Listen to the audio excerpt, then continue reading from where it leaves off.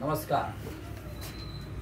मैं पिछले वीडियो में पढ़ाया था ओशन के बारे में। ऐसे मेन टॉपिक था मैकेनिज्म ऑफ रेनफॉल। मेरा पिछला वीडियो मैकेनिज्म ऑफ रेनफॉल। अब मैं इस वीडियो में ये आप लोगों के समक्ष रखूंगा कि ocean that is the largest form of water body, how oceans are very important and what are the movements in ocean water। अब जानते हैं कि प्रकृति हमारा सबसे बड़ा साथी है, सबसे नजदीकी दोस्त है प्रकृति। Nature is our closest friend. पूरे भूमंडल पर विश्व स्तर पर देखा जाए तो नेचर से बड़ा दोस्त, सबसे बड़ा साथी कौन है? नेचर है, प्रकृति है। क्यों? क्योंकि प्रकृति ने हमें बहुत कुछ दिया है, इसीलिए तो पृथ्वी को एक अनोखा ग्रह कहते हैं और अर्थ ही known as a unique planet. लेकिन इतना ही नहीं, प्रकृति ने हमें बहुत कुछ दिया है, जैसे सागर के रूप में, महासागर के रूप में जो इतना बड़ा वाटर बॉडी दिया है, इतने बड़े वाटर का सोर्स दिया है, रिसोर्स दिया है, जो ओशन के नाम से जाना जाता है। और यही ओशन सी, जो कि हमारे अर्थ के 71% को घेरा हुआ है। We know that our earth is surrounded by ocean on 71% part. It means 71% part of the earth is surrounded by water. Only 29% of earth is land. जितने कंटिनेंट है 29% में है। और जो सी ओशन है, ये ओशन जैसे Pacific Ocean, Atlantic ocean, Indian ocean, Arctic ocean, ये ओशन हमारे 71% अर्थ को घेरा हुआ है। अब देखिए, जब ओशन के, मान लीजिए ओशन के पास आप जाते हैं, किसी ओशन के किनारे पर, सी कोस्ट के पास आप जाते हैं, वहां देखते हैं कि तरंग उठ रहा है, लहर, जिसको रिपल बोलते हैं। बहुत तरह से मूवमेंट हो रहा है, क्योंकि ओशन सरफेस जो है कभी स्थिर नहीं होता है। Ocean surface is not still, never. यह हमेशा गतिमान रहता है, ओशनिक वाटर। तो देखिए, due to covering with ocean on the large part of the earth, our earth is also known as a blue planet. अंतरिक्ष से जब हम अपनी अर्थ को देखते हैं तो यह नीला ग्रह के रूप में दिखाई देती है। तो आज हम पढ़ेंगे मूवमेंट। जब ओशन के तट पर जाते हैं, जब सी कोस्ट पर जाते हैं, तब बहुत तरह के मूवमेंट दिखाई पड़ता है। कौन कौन से मूवमेंट है? देखिए, मूवमेंट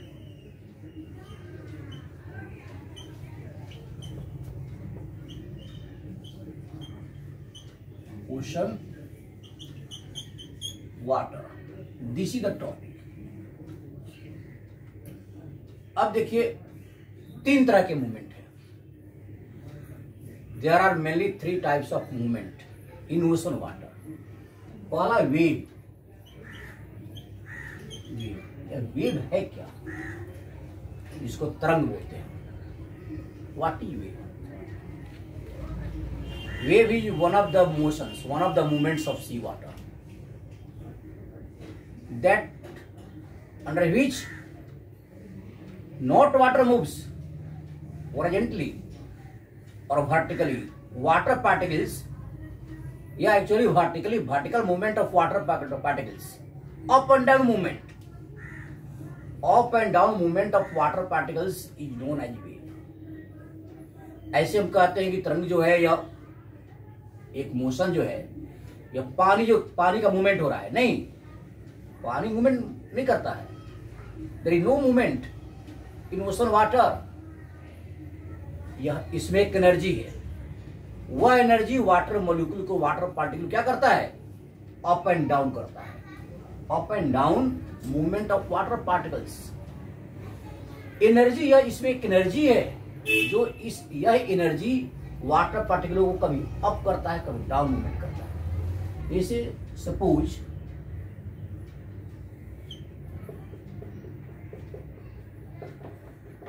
ये ओशन है, सी वाटर है, ठीक है, सी वाटर है।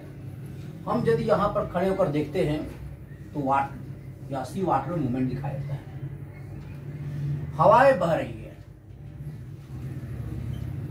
हवा डायरेक्शन जो है सपोज विंड डायरेक्शन, हवा जो है इसके सतह से विंड फोर्स के, अब देखिए यहाँ पर विंड फोर्स पड़ रहा है, हवा जो है यह समुद्र के सतह के जो वाटर है इसे यहाँ पर इस संपर्क में आती है। तो अब देखिए यहाँ पर हवा का जो एनर्जी है, wind energy, that is transferred to water. हवा गतिमान है, wind is moving horizontally, the horizontal movement of wind which blows over the sea surface। अब यहाँ फ्रिक्शन हो रहा है, there is great friction between wind and sea water। हवा जब घर्षण करती है सी सरफेस से तो एक एनर्जी का ट्रांसफर होता है हवा से वाटर में। यही एनर्जी क्या करती है कि वाटर मॉलिक्यूल को अप एंड डाउन मूवमेंट करती है। That the energy, it is the energy that is responsible for movement of vertical movement of water particles, up and down movement of water particles, that is called wave. तो यह हवा, wind is responsible for giving energy to surface water of the sea. यह sea के surface water पर जो energy जो transfer होती है विंड के द्वारा, और यह एनर्जी जो है इस वाटर मॉलिक्यूल को जो अप एंड डाउन करती है, यही वेव है। इस एग्जाम्पल को हम समझते हैं। देखिए जैसे सपोज एक बॉल है, एक बॉल को यदि हम फेंकते हैं तो यह बॉल क्या होता है, यह अपवर्ड मूवमेंट होता है। यह वाटर जो है, वाटर मॉलिक्यूल जो अप एंड डाउन हो रहा है, यह बॉल फिर यहां पे चला आता है। फिर बॉल क्या होता है, फिर यही बॉल आता है नीचे चला आता है, फिर यह बॉल यहां पर आ गया। तो ये बॉल जो है, देखिए यहां से ये बॉल अप एंड डाउन हो रहा है, the up and down movement of ball. ऐसे भी कह सकते जैसे ये लहरें जो, ये देखिए ये लहर यहां पर हो रहा है, अप हो रहा है, डाउन हो रहा है, अप हो रहा है, डाउन हो रहा है। ये जो ripples, they are the ripples. Water movement नहीं हो रहा है, water is not actually moving, but it is the energy, it is the energy that is moving. और यह एनर्जी वाटर पार्टिकल को यह पुश करता है, जिसके चलते यह अप एंड डाउन हो रहा है। यह वेव है, दिस इज वेव। अब है कि वेव का ऊंचाई जो है, हाइट ऑफ वेव डिपेंड करती है दो फैक्टर पर। There are two factors which are responsible for the height of wave. यह वाटर पार्टिकल्स कितने हाइट तक ऊपर जाता है और नीचे आता है, ये दो फैक्टर है जिसमें wind direction and speed of wind. Mainly speed of wind is the first factor that is responsible for up and down movement of sea water. तो अप एंड डाउन मूवमेंट जो होता है यह विंड के speed पर depend करता है। यदि विंड का स्पीड अधिक है तो एनर्जी अधिक ट्रांसफर हो रही है विंड से वाटर में, और यही एनर्जी जो है अप एंड डाउन करती है। उसके बाद the duration of wind flow. हवा कब तक बहती है, जितने देर तक हवा का प्रभाव अधिक रहता है, विंड फोर्स का प्रभाव अधिक रहता है, उतने देर तक यह अप एंड डाउन अधिक रहता है। तो duration of flow of wind towards a particular direction. अब देखिए यहाँ पर जितने देर तक हवा बहती है ये अप एंड डाउन मूवमेंट होता है। इस तरह से speed of wind and duration of blowing wind, they are the two important factors that cause up and down movement of sea water. This is called wave. यही wave है। तो यह जैसे अक्सर हम कहते हैं कि तरंग बह रही, हॉरिजॉन्टल बह रही, नहीं, वाटर नहीं बह रहा है। Water is not transferring, water is not moving, but it is the energy that pushes the water particles. तो अप एंड डाउन जो हो रहा है यही वाटर पार्टिकल्स है। जैसे बॉल जो है हम फेंकते हैं तो बॉल अप एंड डाउन होता है, कभी ऊपर जाता है कभी नीचे आता है। किससे? यह एनर्जी से। यही एनर्जी अप एंड डाउन होने करती है। तो यह हम देखे वेव के बारे में। अब देखिए दूसरा है ocean current. Ocean currents. Ocean current क्या है? Ocean currents are also one of the movements of sea water. Mass movement of water particles towards the particular direction that is affected by wind is known as ocean current. Ocean current में अधिक मात्रा में जब सी water horizontally move करता है, it is the horizontal movement of water, sea water. तो mass of ocean current से refer to movement of sea water in mass quantity, huge quantity towards a particular direction which are affected by, which is influenced by wind force. Now, अब यहां पर ocean current different तरह के होते हैं। दो main है ocean current.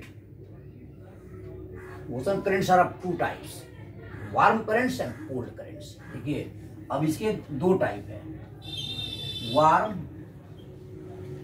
Warm currents and cold currents. ये वार्म करंट्स और कोल्ड करंट्स कैसे होती है? सी सरफेस जो है यह कभी गर्म होता है, ठंडा होता है और ठंडा भी होता है। जब गर्म सी वाटर हॉरिजॉन्टल मूवमेंट करता है, इसे कहते हैं वार्म करंट। और जो ठंडा वाटर जब मूव करता है उसे कहते हैं कोल्ड करंट। लेकिन आप जानते होंगे कि कोल्ड करंट जो है, ठंडा पानी होता है, इसकी डेंसिटी अधिक होती है और गर्म पानी की डेंसिटी कम होती है। तो जब गर्म पानी की डेंसिटी कम होती है तो यह ऊपर उठता है, यह यानी वार्म करंट से flow on surface flow water, ये सरफेस में चलता है वार्म करंट। और कोल्ड करंट चूंकि इसकी डेंसिटी अधिक है तो यह सिंक करता है। Cold current sink below the warm current, below the surface, below the sea surface. और ये धीरे धीरे जब कोल्ड करंट चलती है नीचे चलती है, यानी along the bottom of the sea, and warm current flow along the surface. तो इस तरह से वार्म करंट और कोल्ड करंट। दूसरा है कि जब यह कोल्ड करंट चलती है, अब देखिए मैं आपको एक मैप के माध्यम से मैं बताना चाहता हूं। This is the world map. You are seeing in this map different types of cold currents, warm and cold currents. अब इस मैप पे आप देख रहे हैं कि I have seen here, I have shown that direction of warm currents and cold currents. The cold currents flow from polar region towards equatorial region. आप जानते हैं कि पोलर रीजन की तरफ क्या होता है? ठंडा रहता है। पोलर या सब पोलर रीजन की तरफ ठंडा रहता है। तो इस तरह से वहां से ये करंट चलती है, ठंडे क्षेत्र से चलती है गर्म क्षेत्रों की तरफ। तो गर्म क्षेत्र क्या है? कौन सा? इक्वेटोरियल रीजन है। तो यार currents flow from colder region to warmer region, they are the cold currents. Warm currents flow from warmer region towards colder region, यानी इक्वेटोरियल रीजन से पोलर रीजन की तरफ। Northern hemisphere and southern hemisphere, दोनों hemisphere में ये cold current जो है, warm currents equatorial region से पोलर रीजन की तरफ चलती है, एंड और ये कोल्ड करंट्स पोलर रीजन से इक्वेटोरियल रीजन की तरफ चलती है। तो इस तरह से these currents are also affected by mainly two factors. Of the cold current are affected mainly by wind force. यहाँ पर विंड क्या करती है? उसको पुश करती है towards the wind direction, these currents flow. यदि विंड से blow from west to east, the sea currents also flow from east to west. West east रहा क्या? हवा का डायरेक्शन वेस्ट से ईस्ट है, तो करंट के डायरेक्शन क्या है? वेस्ट से ईस्ट तरफ। When winds blow from east to west, the currents also blow from east to west. इस तरह से that depends upon direction of wind. And second factor क्या है, ocean current also affected by the direction of ocean current influenced by rotation of earth.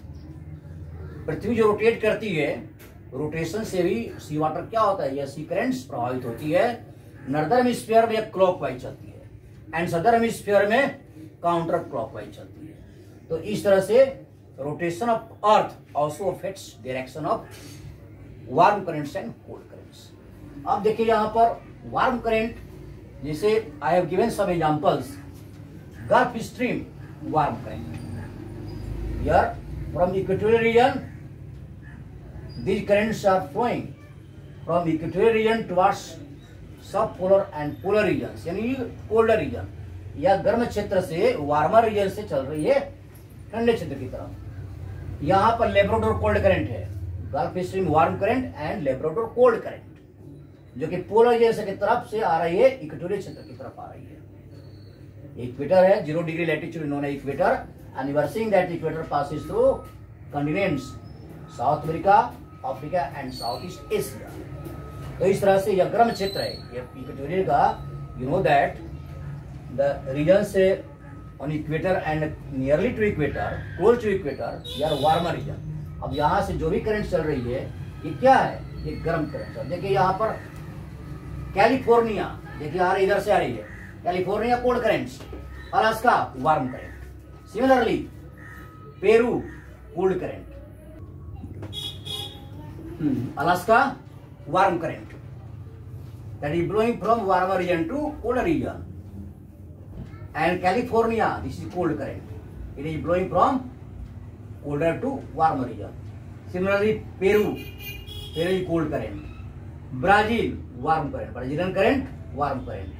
Here now you can see that Aguthas is warm current, and West Australia this is cold current.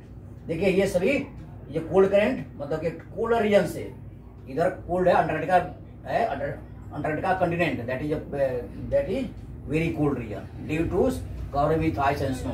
जानते हो Antarctica जो है ये पूरे बर्फ से आच्छादित है, और यहाँ पर पोलर और यह ठंडा जो क्षेत्र है जो कि सदर्न पोल की तरफ है, तो इधर क्या है, they are the colder region. तो देखिए यहाँ पर अगुस्तास या वेस्ट ऑस्ट्रेलिया कोल्ड करंट है, लेकिन देखिए उधर से आ रही है, क्योंकि इक्वेटोरियल रीजन से आ रही है, यह क्या हो गया, warm current, eastern Australia warm current. Similarly Kuroshio, देखिए जापान की तरफ in Pacific Ocean, Kuroshio warm current and Oyashio is cold current. These currents are found in Pacific Ocean, ये पैसिफिक ओशन है, पैसिफिक ओशन है। ये देखिए अब यहाँ पर देखिए Indian Ocean, now you can see there are the Pacific Ocean, Atlantic Ocean. तो इस तरह से in the oceans we are seeing that there different currents, warm currents and cold currents. एक चीज और मैं कहना चाहूंगा कि वार्म करंट्स और कोल्ड करंट्स यहाँ बहती है, यहाँ बहुत ही very favourable conditions create due to convergence of cold currents और वार्म करंट्स। यह किसके अनुकूल है, या प्लैंकटन जो मेरिन प्लांट है, and they are produced due to meeting of cold and warm currents, and that is useful for marine animals। तो marine plant जो कि इसको प्लैंकटन कहते हैं, प्लैंकटन पौधा जो है यह एक मेरिन प्लांट है, जो कि यहाँ पर that is created by originated due to meeting of gulf currents and Labrador cold currents. तो यहाँ पर और ये एक चीज और कि जहाँ पर ये दो करंट मिलती है, या फिशिंग ग्राउंड्स आर डेवलप्ड, ठीक है। तो देखिए लेब्राडोर कोल्ड करंट ये मिल रही है, यहाँ पर फिशिंग ग्राउंड है, ठीक है। उस तरह से यहाँ पर Kuroshio warm current and Oyashio cold current, they are meeting and fishing grounds are developed. इस तरह से यह convergence of cold and warm currents are very important for development of fishing grounds and also production of the marine plants which are known as plankton. Now the third, so they are the oceanic currents, warm currents and cold currents. Now the third motion is tide. Third here, tides. Tides are the periodic movement of periodic rising and falling of sea water, that is known as tide. ये tides जो है यह यह भी up and down movement है, लेकिन यहाँ पर वाटर पार्टिकल में पूरा वाटर जो है यह ऊपर उछलता है और नीचे गिरता है। तो यह अब high tide and low tide, यहाँ पर दो टर्म है। जब सी वाटर जब ऊपर उठता है, you should know that tides are mainly created due to it is originated due to gravitational pull of moon and sun। Moon, आप जानते हैं कि मून जो है सन से बहुत छोटा है, कई गुना छोटा है, लेकिन मून का प्रभाव अर्थ पर अधिक पड़ता है, ओशन पर अधिक पड़ता है, क्योंकि मून जो है, moon is very closer to earth as compare to sun. इस तरह से due to gravitational pull of moon and sun, sea water rises upward and it also fall down. जब इसका प्रभाव कम हो जाता है तो नीचे गिर जाता है। तो rising water is known as high tide and falling water is known as low tide. तो अब लो टाइड और हाई टाइड में कितना का अंतर आता है? इंटरवल 6 घंटा 13 मिनट 30 मिनट्स, यानी हाई टाइड और low tide, high tide and low tide में यानी सी वाटर जो है ऊपर जो उठता है हाई टाइड हो गया, जब सी वाटर नीचे गिरता है लो टाइड हो गया, और दोनों के इंटरवल में। तो अब यहाँ पर वार्म वाटर राइज अपवार्ड बहुत अधिक उठता है। अब यहाँ पर है कि हाई टाइड लो टाइड से, high tides are very favourable for development of harbour for entering ship towards harbour के लिए ship ports are also benefited due to development of high tides. इस तरह से हाई टाइड और low tide, the tides are the third movement of ocean water. यह हो गया movement in ocean water, wave, ocean currents and tides. Thank you, have a nice day.